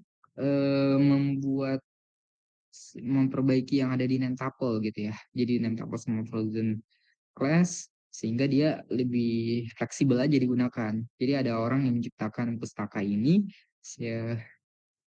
ya untuk membuat objek-objek yang tadi yang immutable tadi itu bisa digunakan secara ini ya fungsional gitu ya. Nah, selain menggunakan Nentapel dan data class bawaan Python, kita juga bisa menggunakan modul persistent untuk objek kompleks yang immutable, ini ya, stateless. Nah, cara ini sangat berguna dalam konteks fungsional programming atau aplikasi yang memerlukan jejak audit atau audit trial. Memang akan muncul nih, ada ininya, jejak auditnya ya. Kemudian persisten adalah pustaka Python untuk struktur data immutable, artinya setelah data dibuat tidak bisa diubah dan semua perubahan menghasilkan salinan baru. Ini sama sih kayak name tuple tadi. Cuma nanti ada istilah-istilahnya yang di persisten ini ya, dibuat baru gitu. Nah, persisten ini biasanya digunakan untuk penyimpanan data yang lebih mudah diserialisasi gitu, kayak dibuat paralel atau dibuat ini ya bentuk deretnya seperti apa gitu ya. Ini struktur data utamanya tuh dari persisten itu ada yang mirip gitu, misalnya p-vector. Kalau di persisten, p-vector itu mirip dengan list. Nah, kalau PMap atau dictionary itu ya mirip dengan dictionary. Itu bisa digunakan untuk dictionary immutable. Ada pset, itu untuk set immutable, dan prerecord. Ini untuk mengganti data class atau name tuple-nya. Nah, ini adalah objek yang digunakan atau yang akan diterapkan gitu ya. Ada p-class. Nah, kelas biasa nih, mirip pre-record yang lebih fleksibel dan OOP friendly. Ini ada beberapa ya dari persisten tuh ada 5 ya, ada P-Vector, ada P-Map, ada P-Set, ada P-Record, dan P-Class. Ini kurang lebih sama aja sih sebenarnya, cuman caranya mungkin lebih mudah gitu dan dia sudah didokumentasi dengan baik ya. Jika kalian bisa kunjungi websitenya ya, kan bisa lebih paham gitu melihat contoh-contoh yang menggunakan persisten. Nah, contohnya ini kayak gini nih, misalnya kita punya tadi ya persistent PMap hello gitu ya, ada dictionary, ada tuple gitu ya. Itu di versi V itu tidak bisa dirubah karena kita udah ngebekukan ini. Jadi dengan sintaks yang hanya satu baris ini kita nggak perlu buat yang terlalu banyak gitu ya kayak di name tuple sama frozen data class tadi ya. Nah, kalau kita mau nambahkan kita tinggal bisa nih V2 dibuat versi yang kedua nih datanya dengan kita tambahkan dengan set gitu ya. Fungsi set tadi. Set itu untuk set immutable-nya, menambahkan memunculkan yang baru gitu. Nah, tapi record itu sama nih struktur datanya mirip dengan tuple gitu. Tapi ya ini eh, mereka lebih mudah deh ya digunakan ya. Karena ada dokumentasi yang jelas ya. Kalau misalnya yang tuple itu kan emang ini ya, emang built-in gitu ya, yang sudah ada gitu. Kalau yang ini kan bisa kita gunakan untuk kebutuhan misalnya ya tidak terlalu banyak baris dan memori, mau mengurangi memori gitu ya algoritma-algoritmanya. Kemudian kita juga bisa tahu nih dari evolusi objeknya itu seperti apa. Daripada mengubah objek secara langsung, kita juga bisa melihat perubahannya gitu kayak metode seperti set atau evolve itu yang ada di dalam persistent itu bisa menghasilkan data baru gitu. Misalnya data yang pertama itu versi persistent yang udah dari awal tuh kita bekukan, kemudian ketika kita sudah ingin banget mengubah di dalamnya atau menambahkan di dalamnya, kita tinggal upgrade dia ke versi kedua gitu. Atau downgrade dia ke versi yang kedua. Nah, itu ya. Jadi kita bisa evolve tuh si data class-nya tadi. Nah, kita dapat mengonversi nilai titik ke dalam format yang lebih berguna dengan menggunakan fungsi serializer gitu ya. Untuk beberapa data format seperti misalnya kita cari lintang dan bujur gitu ya, latitude dan longitude gitu ya, yang seperti ini ya U sama S, kemudian ini ya T atau B gitu ya, atau kita cari longitude dan latitude-nya gitu ya. Nah, seperti ini ya, E dan West gitu. Oh, ini salah nih saya tulisnya. Oh, ini utara dan selatan, timur dan barat bahasa Indonesianya ini. Utara, selatan, timur dan barat ya. North, south, east sama west. Nah, ini kita buat ya format is close, kemudian kita buat fungsinya, ini fungsi metodenya, kemudian kita serialis ya, pokoknya diserialkan nih tuple datanya, kemudian kita gunakan eh, akses serializernya itu dengan persisten gitu ya. Ini kayaknya emang lebih advance sih untuk pemahaman yang objek kelasnya ya. Tapi ini emang harus dikenalkan saja agar kalian punya pilihan banyak untuk bisa membuat tadi ya objeknya, objek kompleksnya seperti apa. Nah, contohnya ini nih, menyusun data perjalanan P-Vector. Misalnya kita punya, ini saya ambil dari buku ya. Kalau kalian mau baca bukunya, ada di buku, ini ada sintaksnya. Jadi sintaksnya ada di buku, ini source file-nya nih misalnya dari bentuknya KML gitu. Kemudian kita mau coba akses datanya gitu atau mengolah datanya gitu. Seperti ini ya. Nah, itu bisa dalam JSON atau yang lain-lainnya kita bisa konversi agar lebih mudah misalnya untuk parsingnya dari persisten ini. Seperti itu sih kurang lebih dari eh, penjelasan dari persisten. Nah ini analoginya tuh kayak kita coret-coret versi dokumen final sih. Misalnya kita buat eh, ini ya draft gitu kita coret-coret dulu nih. Kemudian kita bisa tahu nih yang mana yang mau kita tambahkan, kita hapus dan kita ganti gitu. Jadi sehingga objeknya tuh mutable gitu. Jadi bisa di awal. Nah, kemudian kita buat laporan finalnya tuh seperti apa. Kemudian kita masukkan ke poin PR nih objeknya. Setelah draft selesai, kita ketik ulang laporan kita, kemudian kita jadikan dia objek yang immutable dan itu kita gunakan. Nah, terus kita lampirkan dengan p-vector. Nah, seperti itu ya kalau misalnya persisten ini beda dengan name tuple dan frozen data class tadi. Mereka emang nggak ini ya, kalau misalnya udah datanya udah itu ya udah. Kalau ini kan bisa diubah gitu ke yang final. Dan emang bisa digunakan secara ini ya eh, fleksibel. Nah, dengan persisten ini kita bisa menghindari mutasi data yang tidak sengaja, melacak evolusi data yang lebih baik. Ya tadi ya, kita bisa lihat audit datanya seperti apa gitu ya. Nyusun struktur kompleks seperti p-record dan p-vector seperti apa. Oke, nah ini ada namanya studi kasus perhitungan korelasi Spearman. Nah, Spearman ini biasanya digunakan untuk menghitung korelasi ya. Korelasi misalnya kayak antara atribut satu dan atribut yang lainnya. Kita dalam ukuran statistik itu digunakan untuk kekuatan dan arah hubungan antara dua variabel. Misalnya berdasarkan peringkat gitu. Misalnya tadi kita punya, tadi ya kayak misalnya saya mau coba prediksi hujan gitu. Hujan ini dipengaruhi oleh apa aja nih. Misalnya tadi kelembapan, tutupan lahan, atau luas eh, ini genangan airnya atau luas penguapan gitu dan lainnya. Dan kita mengukur korelasi antara beberapa variabel itu. Kita urutkan mana yang paling berpengaruh dan mana yang tidak gitu. Ini adalah korelasi Spearman. Makanya di statistik sih banyak banget ya istilah-istilah yang memang kita bisa gunakan. Toolsnya adalah functional programming gitu ya. Ini kita masukin rumusnya nih, Rx, Ry, peringkat untuk masing-masing, dan jumlah pasangannya. Kemudian semakin kecil perbedaan peringkat, semakin tinggi korelasinya gitu ya. Nah ini artinya semakin kecil perbedaan peringkat, semakin tinggi korelasinya. Dan kita lihat antara atribut satu dan atribut yang lainnya gitu ya.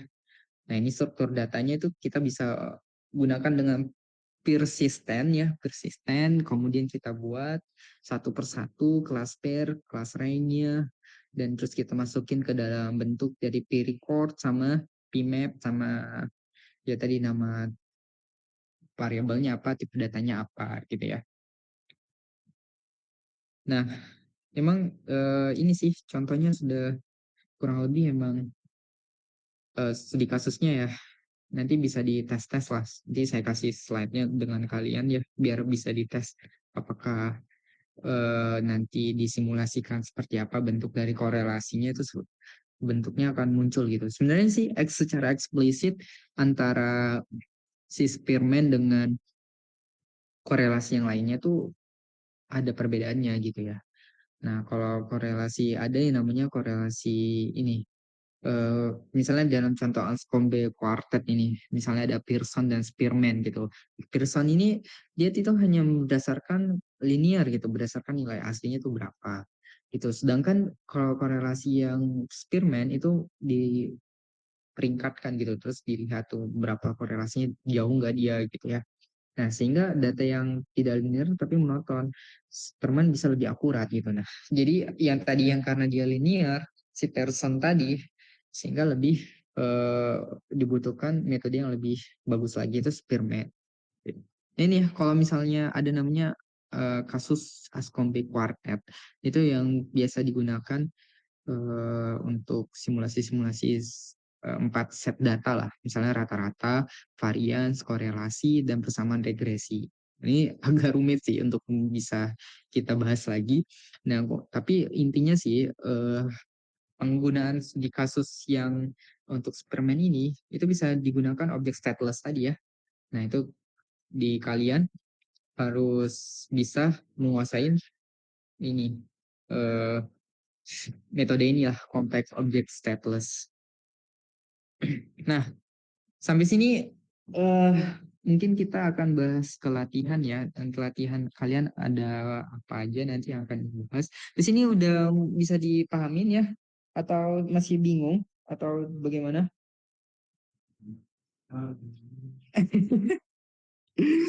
Oh iya, kebanyakan ya? Enggak banyak lah, cuma 3 dan 4 kan. Sampai sini paham? Tadi udah sampai sebelum persisten kan udah tahu tuh apa aja komponennya. tadi sudah disebutkan sama kalian. Tinggal cuma nambahin menguasai pengetahuan umumnya tentang persisten tadi seperti apa. Sampai sini gimana? Sudah kebayang nggak dari pembahasan topik yang pertemuan 8 ini? Pada tidur apa ya nih? Lumayan, Pak. Lumayan ya. Lumayan. Lumayan, Pak. Oke, kita coba. Nanti kita ini ya selanjutnya akan Editor Tools modul ya. Oke, ini untuk latihannya nih kelihatan nggak nih? Iya, latihannya adalah kalian membuat analisis terhadap implementasi dan ini ya implementasi dan analisis dictionary like sequence. Jadi ada namanya dictionary itu seperti sequence gitu ya kayak urutan gitu ya dengan menggunakan eh, modul bisect namanya. Nah, tujuannya itu adalah memahami bagaimana performa efisiensi memori antara struktur data dictionary Python bawaan dengan struktur data mirip dictionary berbasis list tersortir. Nah, ini kayak dictionary like sequence ini kayak dictionary berbasis list tersortir. Nah, petunjuk pengerjaannya, saya mau kalian kerjakan secara kelompok. Itu kelompoknya sesuai praktikum aja ya. Dari kelompok praktikum udah dibagikan ya? Ya kan ya? Udah kan? Sudah, Pak. Sudah belum sih? Belum. Kelompok kelompok udah ada kan ya di praktikum? Halo? Sudah seingatnya, Pak. Ada berapa orang per kelompok? Berapa kemarin ya? Belum ada, Pak. Belum ada ya. Hah? Di praktikum belum ada kelompok. Nggak ada, Pak. Soalnya tugasnya individu semua. Oh, individu semua. Oh ya udah kalau gitu, aduh maaf ini dari gua. Buat kelompok ya. Ini buat kelompok anggotanya itu minimal 4 sampai 5 orang ya. Oke.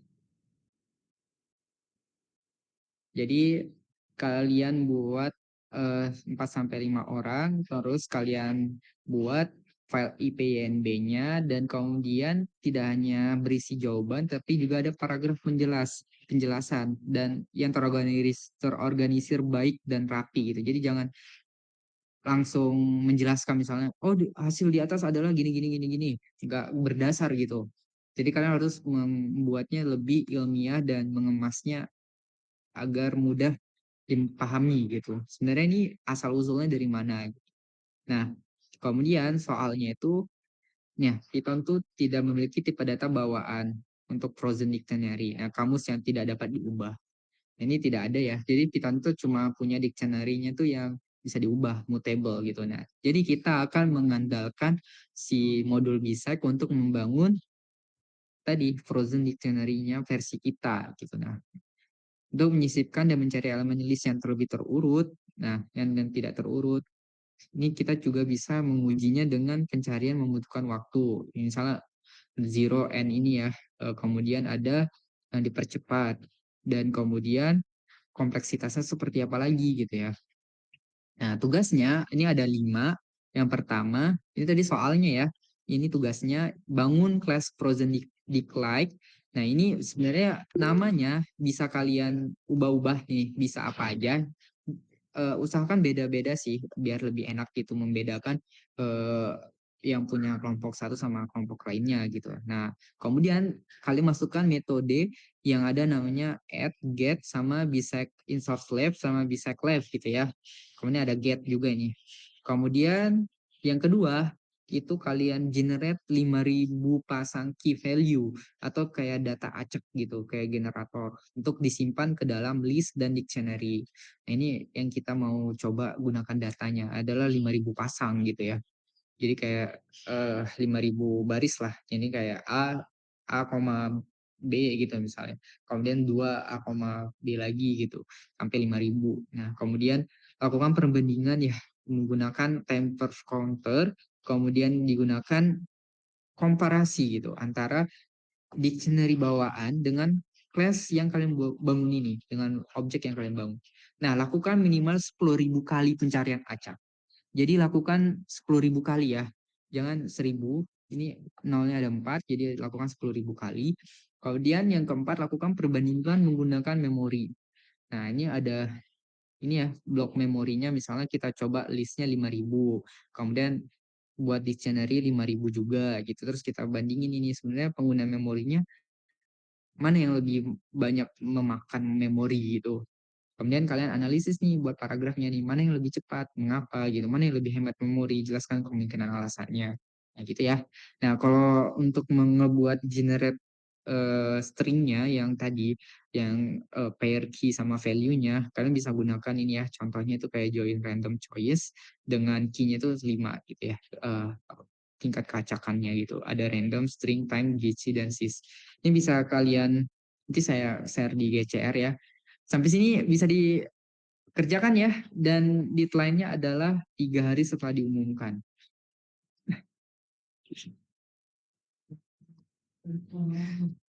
Ini gimana? Ada pertanyaan nggak untuk latihannya?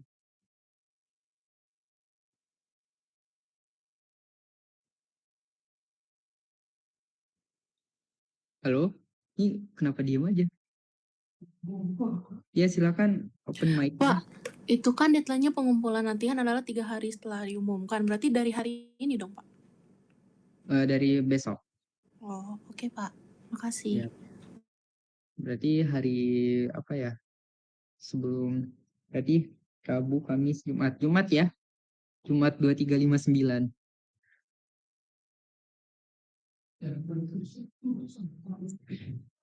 Ini ya, dicoba dulu ya. Kalau nggak bisa, kalian cari dulu referensinya. Makanya enaknya dibaca dulu referensi. Kalau nggak, coba-coba generate dulu pakai tools-tools yang kalian andalkan.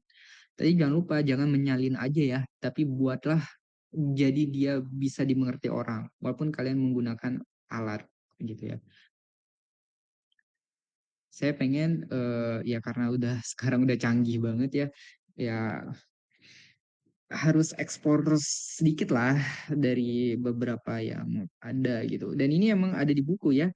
Di buku itu, ini bukan buku ini. Di buku itu ada di ini. Kalau di buku dia di halaman mana ya? Ini ada kompleks state object nih ya. Terus di bagian exercise kalian bisa lihat ini dia halaman 264 kalau kalian ingin lihat bagaimana narasinya dibentuk. Kalau ini udah versi yang udah saya ini ya, udah saya sesuaikan dengan apa yang targetnya mau didapat gitu. Misalnya tadi nih metodenya ada set item, get item, update gitu. Kalau di sini kan masih belum ya, cuma set item, update gitu ya. Nggak terlalu banyak gitu. Tapi kalau kalian ingin tahu lebih banyak penjelasannya ada di buku di halaman 264 ini ya. Jadi ini bukan bukan cari-cari atau generate, emang ini dari buku ya. Bukunya udah membuat ini exercise. Karena banyak nih exercise yang bisa kalian buat nih. Ada frozen dictionary, ada revisi strength gitu ya. Revisi dari fungsi rank, revisi dari fungsi correlation, lex juga ada di sini. Nah, kalau kalian pengen tahu di mana kalian bisa menemukan kodenya, itu kalian tinggal ke preface, kemudian kalian lihat di sini ada bagian GitHub-nya nih. Ini GitHub-nya. Oke, kalau klik aja, dia akan muncul di sini. Ini ada kodenya, banyak.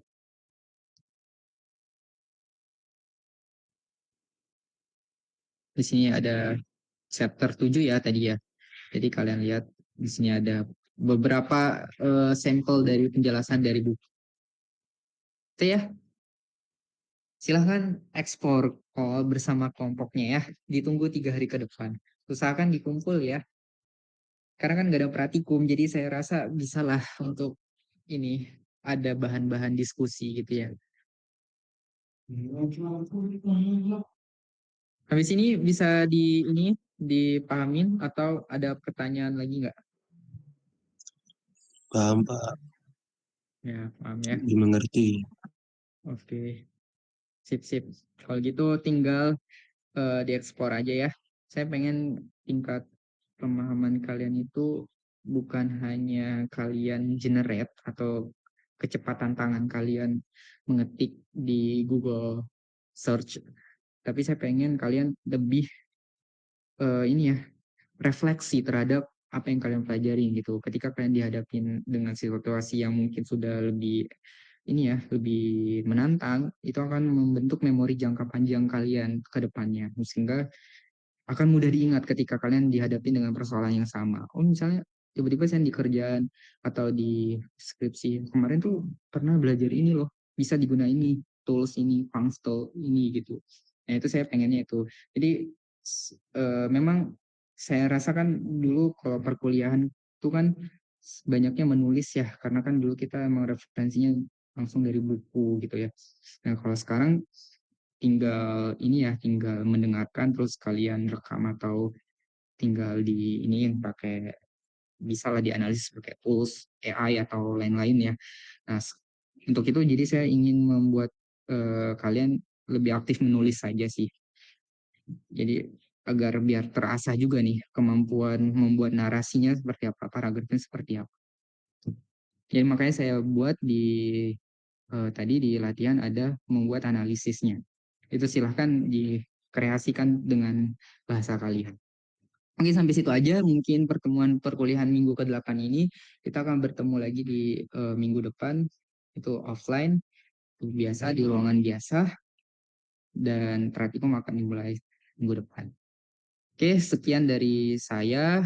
Mohon maaf bila ada kesalahan. Saya akhiri perkuliahannya. Wassalamualaikum warahmatullahi wabarakatuh. Selamat sore semuanya. Selamat melanjutkan aktivitas. Waalaikumsalam. Terima kasih, Pak. Terima kasih, Pak. Belum semua.